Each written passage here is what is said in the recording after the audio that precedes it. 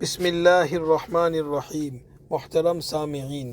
آج کا یہ مختصر آڈیو پیغام آپ کی خدمت میں ارسال کیا جا رہا ہے جو مشتمل ہے صلاۃ التسبیح اور اس کے فوائد اور اس کی اہمیت پر۔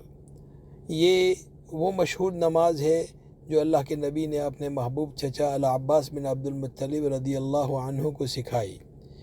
اور یہ حدیث کی تقریباً بہت ساری کتابوں میں مذکور ہے اور اس کے مستند ہونے میں کسی قسم کا شک شبہ نہیں۔ میں اس وقت ابو داؤد اور نسائی کے حوالے سے یہ روایت آپ کی خدمت میں پیش کر رہا ہوں۔ حضرت عبداللہ ابن عباس راوی ہے، وہ فرماتے ہیں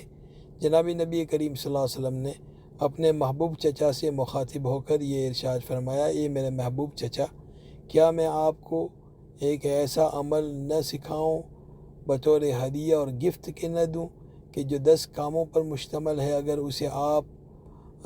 عمل میں لاؤ گے تو اس سے آپ کے اگلے پچھلے بڑے چھوٹے چھپ کر کیے ہوئے اور علانیہ کیے ہوئے سارے گناہوں کو اللہ پاک معاف فرما دیں گے۔ پھر اللہ کے نبی صلی اللہ علیہ وسلم نے انہیں طریقۂ نماز یوں سکھایا کہ آپ 4 رکعت نماز پڑھیں جیسے کہ عامةً ہم پڑھتے ہیں۔ فاتحہ اور سورت کو مکمل کرنے کے بعد قیام ہی کی حالت میں رکوع میں جانے سے پہلے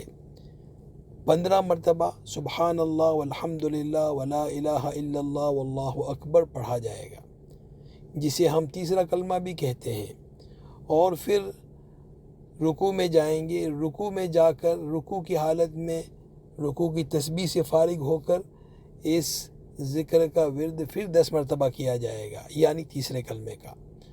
پھر رکوع سے سر اٹھا کر سمیع اللہ لمن حمدہ ربنا لک الحمد کو کہہ کر سجدے میں جانے سے پہلے قیام ہی کی حالت میں 10 مرتبہ پھر اس تسبیح کو پڑھیں گے۔ پھر سجدے میں جائیں گے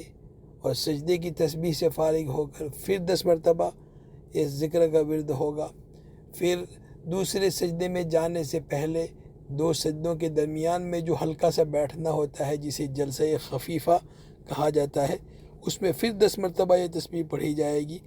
اور پھر دوسرے سجدے میں جائیں گے۔ دوسرے سجدے میں پھر 10 مرتبہ یہ تسبیح سجدے کی تسبیح کے بعد پڑھی جائے گی، اور پھر دوسری رکعت میں کھڑے ہونے سے پہلے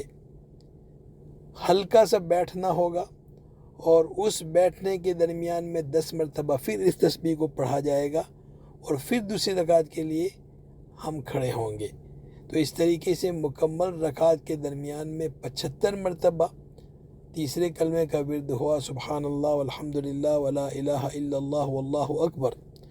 اس طریقے سے 4 رکعت والی نماز میں ہر رکعت میں 75 مرتبہ پڑھ کر ہم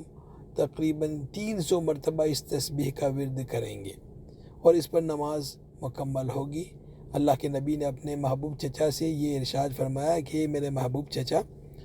اگر آپ روزانہ پڑھ سکو تو اس نماز کو روزانہ پڑھو،